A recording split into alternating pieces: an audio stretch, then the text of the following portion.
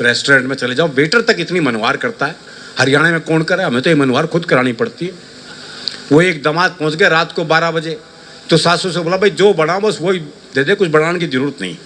तो सास बोली भाई 2 रोटी रखी, एक सब्जी रखी है, खा ले। बोले ठीक है। तो सास ने 2 रोटी और सब्जी ला के रख दी। तो अगले ने 1 रोटी वापस करी। तो सास बोली वापस क्यों दे है? बोले बाद में बूझ जाएगी, नहीं एक और लो, एक और लो। तो हम तो ये मनवार खुद कराते हैं, जो दूसरों के भरोसे रहते ही नहीं। अच्छा, आपके राजस्थान के ठीक पड़ोस में गुजरात है। आप में से कोई गुजरात से तो नहीं है ना?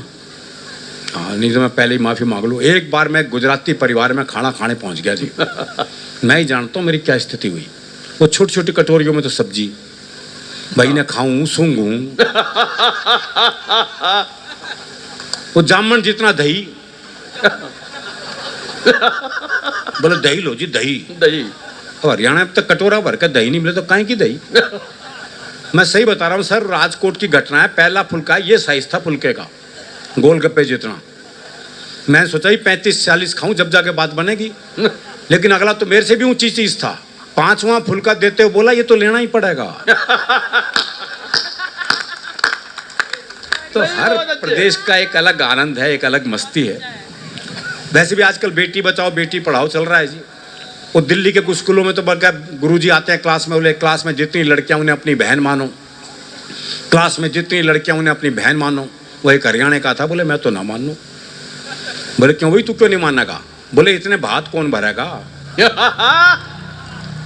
देखो बात उसकी जायज है। जब वो इतनी दूर का भविष्य जानता, निकट का तो जानता ही है। वो क्लास में टीचर ने सवाल कर दिया, बोले मैंने तुझे थप्पड़ मारा, इसका भविष्य काल बता। बच्चा बोला तेरी साइकिल में पंचर मिलेगा। वो एक बच्चा 3 दिन तक स्कूल नहीं आया। चौथे दिन स्कूल पहुंचे तो मास्टर ने पूछा, बोला भाई 3 दिन से आया क्यों नहीं? बोला जी हमारी भैंस ने काटड़ा दिया है। काटड़ा समझते हैं ना? हाँ, भैंस के छोरे को कहे हैं। भैंस का छोरा। बोला जी हमारी भैंस ने काटड़ा दिया है। तो मास्टर बोला भाई इसमें क्या खास बात हो गई? बोले खास नहीं तो तू दे के दिखा। तो इन बच्चों से बहस कर ही नहीं सकते। वो टीचर ने सवाल कर दिया, बोले मान लो तुम्हारे पास 10 लड्डू हैं। बोले कैसे मान लो जब है ही नहीं। मान लो, बोले मान लो, गणित में माना जाता है। बोले माना जाता तो मान लिए। बोले 2 लड्डू किसी ने ले लिए। बोले पहले तो ये बता किसने ले लिए। अरे बोले मान लो ना किसी ने ले लिए। बोला अच्छा मान लिया, तो कितने बचे? बच्चा बोला जी 20। बोले ये कौन सा गणित है? बोले गणित में तेरी माननी जाएगी बस। हमारी भी मान ले भाई। वाह वाह वाह वाह वाह। वो हरियाणा के गांव में स्कूल के पास ही शमशान घाट था। तो गांव में कोई मरता स्कूल की छुट्टी हो जाती, तो बच्चे बड़े खुश, बोले सही जगह स्कूल है। वो एक दिन 8-10 बालक स्कूल जा रहे थे, तो स्कूल के बाहर 2 बूढ़े बैठे बीड़ी पी रहे थे। तो एक छोरा बोला हमारी 2 छुट्टियां तो बाहर बैठी बीड़ी पी रही हैं। तो अगले बोले छुट्टियां हैं वो। भाई कमाल है। दरअसल क्या है, मन के साफ होते हैं ना, जो मन में है भाई वो एक मुकदमा चल रहा था, तो एक ताई गवाही के लिए आई। अच्छा, दोनों वकील उसी के गांव के। तो पहले वकील ने पूछा, बोले ताई मुझे जाना है। खूब जानू हूं, गुलाब सिंह का छोरा है तू, 1 नंबर का झूठा। तेरी लुगाई तक तुझे छोड़ के चली गई थी। बेचारा वकील सन्न रह गया जी। उसने दूसरे वकील की तरफ इशारा कर दिया, और ताई से जाना है। अच्छी तरह जानू हूं, करनैल काने का छोरा है यो, 1 नंबर का याश। तेरी लुगाई से भी इसका चक्कर था। भाई साहब, जज ने कोर्ट स्थगित की। अपने चैम्बर में गया, दोनों वकील बुलाए। बोले खबरदार ताई से मेरे बारे में कुछ पूछ लिया तो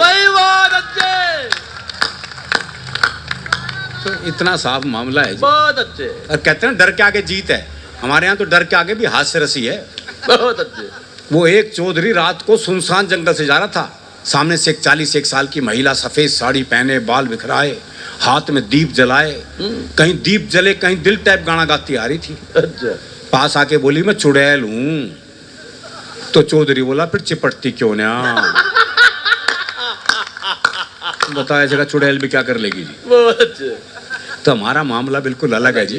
वो एक पुलिस के सिपाही को छुट्टी चाहिए थी, पहुंच गया एसएचओ के पास, बोले छुट्टी चाहिए। बोले बहुत काम है, छुट्टी नहीं मिल सकती। बोले जी छुट्टी तो मैं लेके रहूंगा। बोला अच्छा एक सवाल का जवाब दे दे, छुट्टी दे दूंगा। बोले सवाल कुछ भी पूछ लो। बोला अच्छा ये बता, कटप्पा ने बाहुबली को क्यों मारा? ये अंतरराष्ट्रीय सवाल पूछ लिया बहुत जी। अच्छे। बोले ये बता, कटप्पा ने बाहुबली को क्यों मारा? बोले हो सकता है बाहुबली ने कटप्पा को छुट्टी देने से मना कर दिया हो।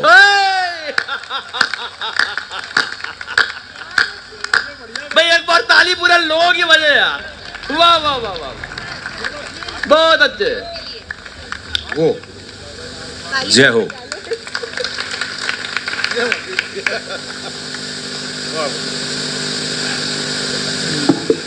कहाँ था मैं, वो भूल गया इस चक्कर में होता। हाँ आदमी घबरा जाता है भाई एकदम। दरअसल क्या है, इस तरह की महफिलें होनी बहुत जरूरी है भाई। बेशक। हाँ, क्योंकि संवाद से ही हास्य पैदा होता है। वो एक बुजुर्ग महिला बस में चढ़ी तो किसी ने सीट नहीं दी उसे, तो ड्राइवर को दया आ गई, उसने बोनट पे बिठा लिया। थोड़ी देर बाद 30-35 साल की सुंदर सी महिला चढ़ी तो सारे सीट देने को तैयार, और वो महिला बैठने को तैयार नहीं। तो बुढ़िया बोनट पे से बैठी बैठी बोली, अरे बोले बैठ जा, कुछ साल बाद बोनट पे ही बैठना पड़ेगा। भाई वाह। तो ये संवाद बहुत जरूरी है जी, कमाल। ये महफिलें बहुत जरूरी हैं। दरअसल क्या है कि हास्य रस जो है वो हमारे जीवन में है, हर स्थिति में है। फुर्सत में रहते हैं इसलिए हास्य रस में रहते हैं। वो एक ने रिक्शे वाले को आवाज दी, बोले खाली है? बोले हाँ। बोले आप फिर ताश खेलते हैं। तो इतनी फुर्सत जरूरी है। बहुत अच्छे। वो एक ने रिक्शे वाले से कहा, बोले स्टेशन चलेगा? बोले हाँ। बोले कितने पैसे? बोले 25 रुपए। बोले ये तो रहा स्टेशन। अच्छा मैं पैसे कम कराने होते हैं, हम जगह को पास बुला लेते हैं। बोले ये तो रहा स्टेशन। रिक्शे वाला बोला हाथ नीचे कर ले वरना रेल के नीचे आ जाएगा।